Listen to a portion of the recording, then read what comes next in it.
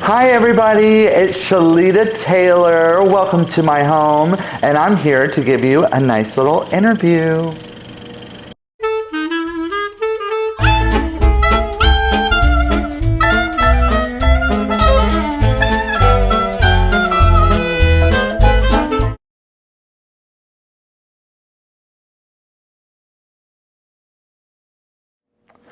Where am I from? Well, I've told this story a lot over the years. I'm from a very small town in north central Florida called Inverness, Florida.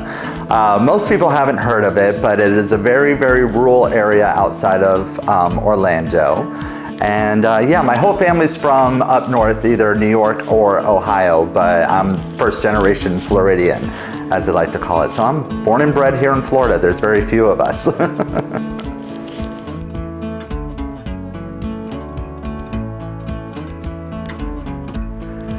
Wow, doing drag, that actually started for me 20 years ago this month, believe it or not. I had always been intrigued by drag. I grew up seeing drag shows. My mother would go to pride events and she would film them and bring them home and she would let me watch them. And I was fascinated by it. I'm like, they're so fabulous and all the costumes and everything like that. So when I started getting a little bit older and shortly after I came out at 17, we had done a show in my high school theater called The Freak Fashion Show. And we're talking back in like 2001. And this was when Lady Marmalade was really popular and everything like that. So I got 3 other boys in my school to agree, and we're talking Inverness, Florida, backwoods, redneck town. I got them to agree to dress in drag and perform Lady Marmalade on stage in front of basically our entire school. And I did that just because I wanted to be in drag. So we did it, and I played Christina Aguilera, and that was my very first drag experience. And I actually ended up in the high school yearbook that year, my senior year. And so I had done that, and that was like my first real drag experience. It was terrible. I was so bad. But then after I graduated high school, I had moved on to live on the Space Coast over in Merritt Island, and there was a local club called the Drama Club. And every Thursday night, they would have like an amateur drag talent show. And as part of the show, the hosts of the show would bring one random person out of the audience and bring them backstage, put them in like some ratted old wig, some big old, cover up or something, some gaudy drag, and throw some red lipstick on them and push them out on stage and make them perform to a random song. It was called Suicide Drag. And so one night I was there on a Thursday night and they just happened to pull me out of the audience. Now I have a musical theater background, I'm a dancer. So at that time I was learning choreography to all kinds of Christina Aguilera and Britney Spears songs and stuff like that. And they pulled me back and they threw this ratted blonde wig on me, some red lips and like a choir robe. And they threw me out on stage and the song was Christina Aguilera, Genie in a Bottle. And I started doing the full-on choreography, and I felt I was fierce and fabulous, but I gave them a great performance, and the host of the show said, hey, why don't you come back next Thursday and actually enter the amateur show, and let's see how you do. And I've been doing drag ever since. And yeah, that's it. And this is what you get out of that.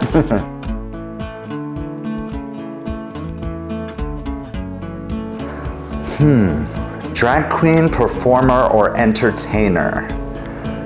Well, I would have to say entertainer, because I've been an entertainer long before I was ever a drag queen.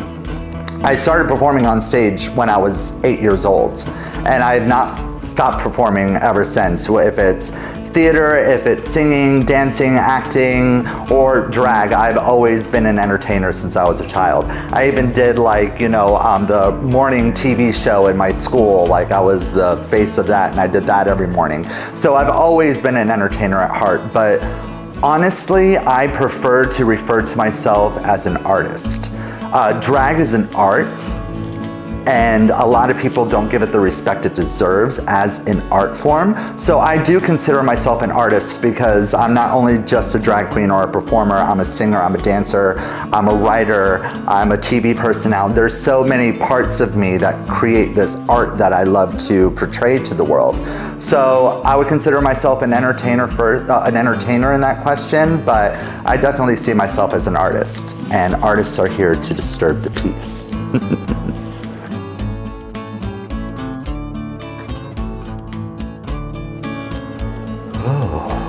What would I not say to a drag queen?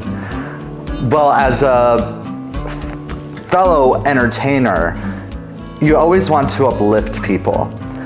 You never want to go up and say, oh my gosh, your makeup's terrible, I think you should do this differently, you need to go get new wigs, your costumes are tired.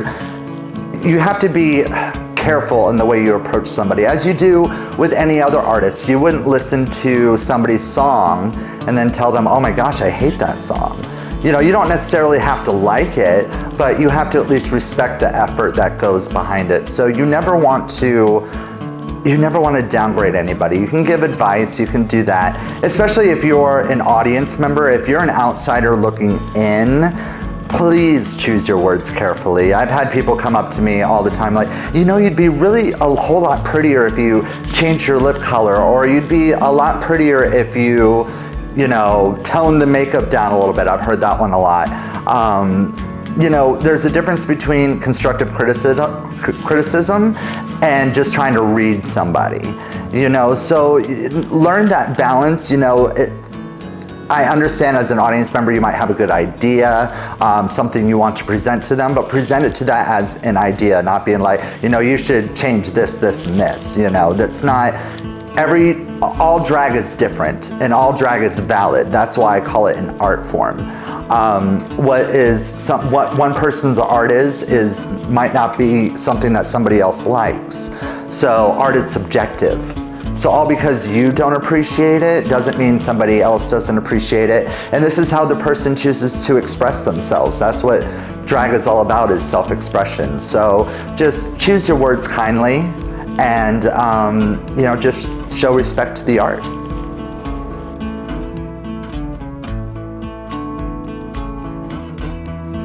The best time I've had performing. Wow, I've had, you know what, I have to say, I've been very blessed to have the drag career that I've had. I've been doing this professionally for almost 20 years, for over 2 decades. And I've been blessed to be able to be on some amazing stages throughout this country. I have to say, looking back, the one night, if I had to bring it down to one, the one night that really stands out to me is back in 2010. I competed in the Miss Gay Florida US of A newcomer pageant. It was the first time the pageant had ever been held. It was the first year ever. And I'd been dabbling in pageantry for a while, and I'd been doing well, had never won, and to this day I have never actually won a pageant. I'm part of the first runner-up club.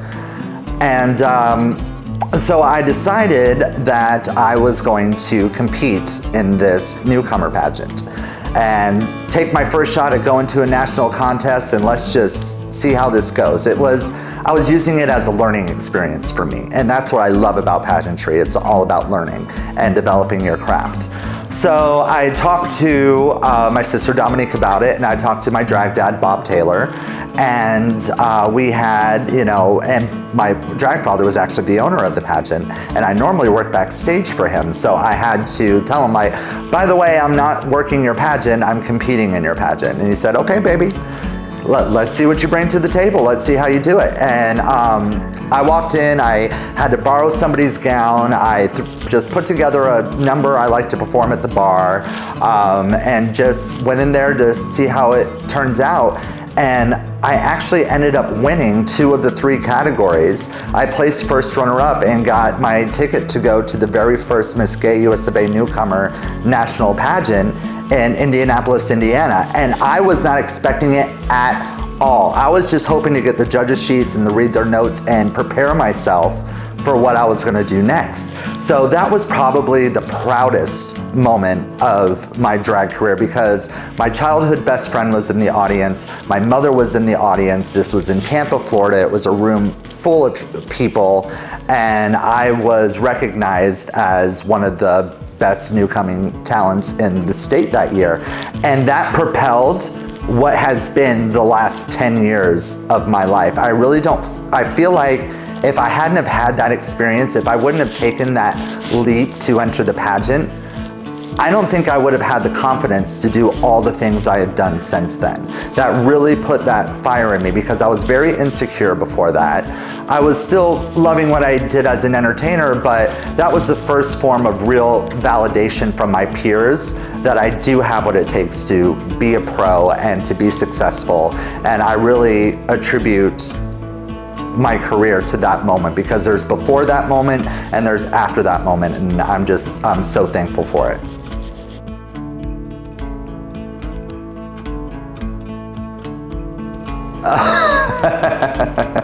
This is a good one. So the name Shelita, we'll start there first. So I was telling you the story about how I went and was thrown into that amateur drag show where the host just put makeup on me and put me on stage, and I did really well. So when they called me out on stage that night, because they always give everybody a funny drag name when they called them out on stage, they called me Shelita Corn Dog, was the name that they gave me. And it was funny, everybody was cracking up, and then after they said, hey, why don't you come back and try this, like for real, you're really, really good, I had to think of a drag name. So I was sitting there at home and I was channel surfing, watching TV, and I was watching, I'd already decided I loved the name Shelita. I just thought the name itself was really pretty. I didn't want the corn dog part, obviously, because that's, not a very glamorous name. So I was sitting there, I was watching TV, and I'm scrolling through channels, and an episode of Friends was on, and Courtney Cox was on the television, and it just popped in my head. Oh my gosh, this is great. Shelita Cox. Get it? Yeah? All right, as long as y'all are with me. So I went with that name for a few years, and then my name changed to Taylor, probably around 2007-ish, after building a relationship with my father, my drag father, Bob Taylor. Now, he had met me back in 2005 at the Rainbow Room in Merritt Island. We had a mutual friend named Chris, and I had no idea who Bob Taylor was. I did not know about his legacy. I was still very, very much a baby in this business. And our mutual friend Chris called him and said, hey, you need to come check out this girl at the Rainbow Room. She's brand new, she's really great on the microphone, and I think she has some potential. Come check her out. And I had no idea any of this was happening. So one night, Bob came to the show and introduced himself and says, you're really good. I would love to work with you, and kind of help, develop you a little bit. So I was like, okay, great. I'm like a little 21-year-old little queen. I was like, okay, whatever, old man, and went about my business. But I did contact him, and we chatted a lot online, and this is time way before Facebook and all that. And we just stayed in communication. And then after I'd moved to Port St. Lucie, he started kind of mentoring me a bit more, and became a much bigger part of my life. And then when I started getting into the world of pageantry, that's when he, it wasn't an overnight thing. It was literally 2 years of building this bond and this personal relationship. And he came up to me and said, I would love for you to be my daughter. And I accepted immediately, and I am the original Taylor of the Treasure Coast. And then shortly after that, I eventually changed my last name to Taylor, and it is one of the biggest blessings. I'm part of an amazing family that spreads across the country, amazing resources and just amazing bonds. And in this world that we call drag, you don't have a lot of people who can relate to what it is that you're doing, who can relate to the world that you live in. So to be part of such an eclectic and amazing family has really been a blessing in my life. So funny part too, how I got the name Shelita, and then it's kind of, my name is the progression of my career. It started off a little silly and then becomes a bit more serious, and then I became a Taylor, and I'm so grateful to be the one and only Shelita Taylor.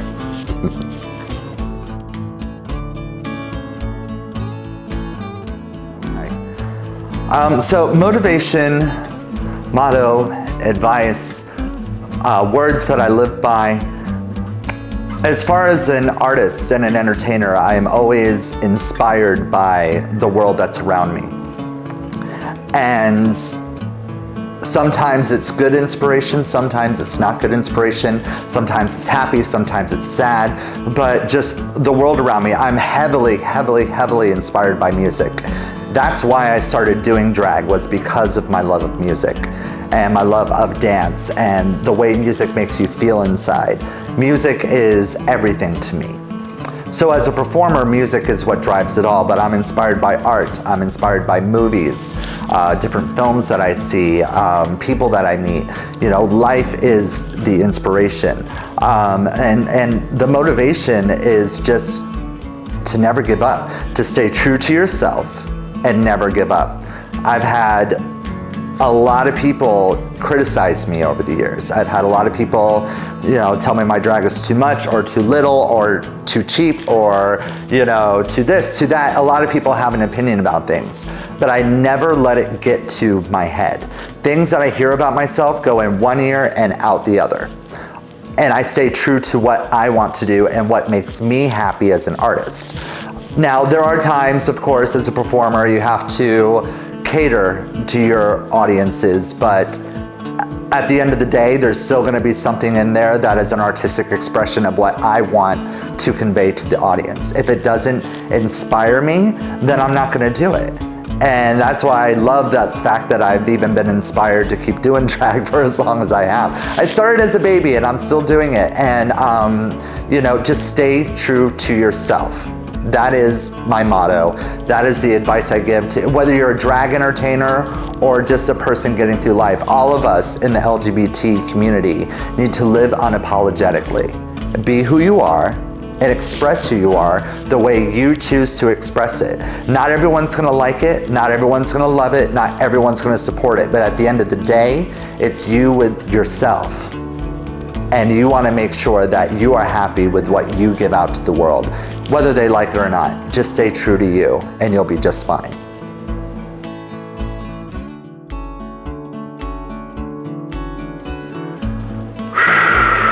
Okay, so yeah, what brought me to the Treasure Coast? So a lot of things brought me to the Treasure Coast. Part of it fate, part of it a love for the community. So let me kind of elaborate.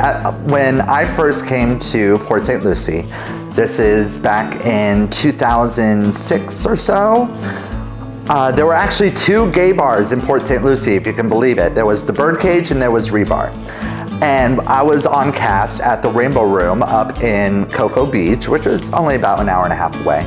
And Kelly Randell had come up there and had booked at my bar. And first time I had met her, we had a great time.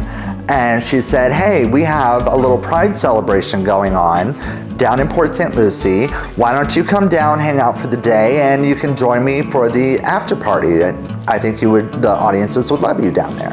I said, great, sure, no problem. So we set it up, and I believe it was actually the very first real Pride Fest that there was here on the Treasure Coast.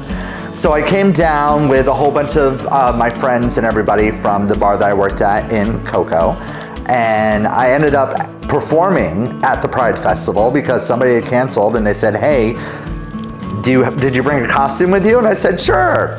Every drag queen has a trunk full of costumes. So I ran out to my car, I grabbed a costume, and I came back out on and changed and did a number, and it was great, had a wonderful time. And then after that, I went and did the show at the Birdcage with Kelly Randell. And it was fabulous, great time with everybody. And I met Velvet Lenore and Mercedes and Jim and Jerry, who were the owners of Rebar. And Velvet came running up to me after the show and she says, "We have to have you." I had no idea who she was at the time. I'm like, "Okay, girl, like, have me where? What are you talking about? We'd love to have you at Rebar. We're going over there. Why don't you come over and, you know, check out the place, meet everybody, yada, yada, yada." So I'm like, okay, cool. I have nothing better to do. Let's go on over. So I went down the street and I went to Rebar and I met this amazing group of artists, performers, entertainers, just, you know, an amazing LGBT community. And I fell in love. I fell in love with the community. That's probably ultimately what brought me here. And so after that, I was traveling back and forth between Cocoa Beach and Port St. Lucie. I was alternating weekends and doing all that. And so some circumstances had gone down. Again, I was a 21-year-old kid and I was making a lot of stupid decisions and wasn't quite living the best life. And I needed to find a place to live. And my friends here in Port St. Lucie drove all the way up to Cocoa Beach and packed up my car and brought me down here to Port St. Lucie. And I walked into Rebar that night having no idea where I was going to sleep, having no idea what was going to happen. I just knew I needed a roof over my head. And I ended up becoming family with so many amazing people who nourished me and took care of me and helped me become the person who I am today. And so it was the community that ultimately brought me to Port St. Lucie, and I have not left since. And I still love this community just as much now as I did then, and I'm forever thankful for this community for welcoming me with open arms and loving me as one of your own. And that's why I'm here, and that's why I will forever call the Treasure Coast my home.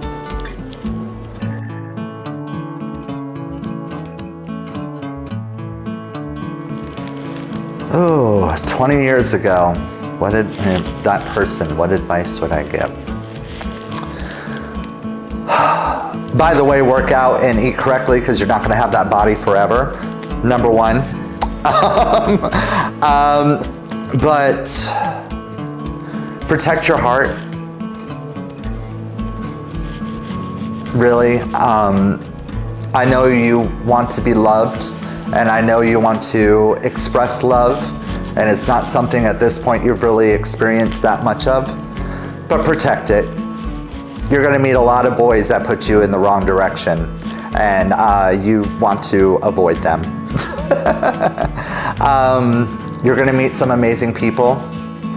You're gonna lose some amazing people. Just be ready for the heartbreak. You've lived a very blessed life up until now, and your whole world's about to get shaken and thrown upside down. But the good thing is you're gonna stay true to who you are from then till now. So protect your heart, love passionately, be grateful for those who are around you,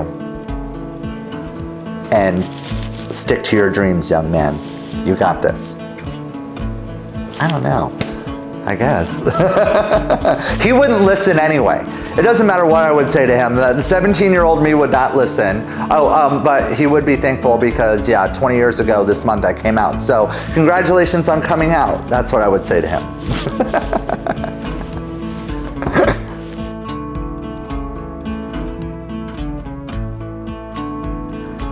Oh, I have so much to say to you guys. My community, my beloved community, thank you for so many years of love and support. You guys have been there for me through the ups, the downs, the sideways, the byways, the highways. I grew up very publicly in front of all of you. And your love and support of the years, over the years, does not go unnoticed. I know you all may not see as much of me as you used to. And that was a personal choice on my end, but no, I think about and care about you guys every single day. And I look forward to so many more years of wonderful events, raising money for Pride, taking care of the sanctuary. We've done a lot together over the years, and we're gonna continue to do a lot more. You guys are with me and supported me while I filmed my TV show. You guys supported my Christmas album last year, my virtual shows, everything that I've done here over the last almost 15 years I've lived here on the Treasure Coast. You guys have had my back. And I just want you to remember that I will always have yours. And I love you guys from the bottom of my heart. And thank you again for making me one of you. Because I was an outsider coming in, and you guys welcomed me with open arms. And I will never forget that. And I love you all. And we might have hit a little dark spot for our community here in this town. But brighter days are coming. And they're happening right now, and I'm so excited about all the incredible things we have going our way. So just stick around, stick with us, and I promise you, things are gonna be so amazing. And I just love you guys so much for your support over the years, whether you have worked with me, whether you have entertained in my shows, whether you've been an audience member, or you watched my TV show, or whatever the case may be. I would be nothing without you guys. And a day does not go by that I don't remember that. So I love you. Mwah. You're the best. All right, everybody. So don't forget, you can find me on social media, on Facebook as Shelita Taylor, or on Instagram at Shelita_Taylor. And those are my primary ones. You can get me on there and follow me for all the fun, and you can see all the fierce places I'm at, such as Zest Kitchen and Bar here in Port St. Lucie in St. Lucie West. I also perform at Hullabaloo in West Palm Beach. You can see me at the Kilted Mermaid in Vero. You can see me at the Walking Tree Brewery on October 30th in Vero. You can see me at the UC in Gainesville. You can see me at Twisted Rooster in Melbourne. So many places. Dining with the Stars is right around the corner. And you know, I'm so grateful to all the amazing venues who have opened their doors to me. So you can see me all over the state of Florida. So watch my Facebook page, watch my Instagram page, so you can see all the updates of where I'm going to be next.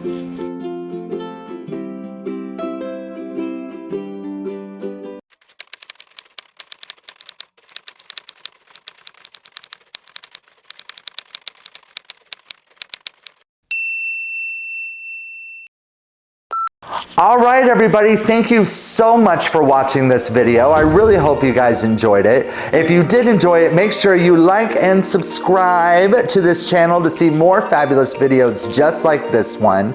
Also, all the links for the Sanctuary of the Treasure Coast are going to be in the description below, so check them out and make sure you check out all the wonderful things that the Sanctuary has going on.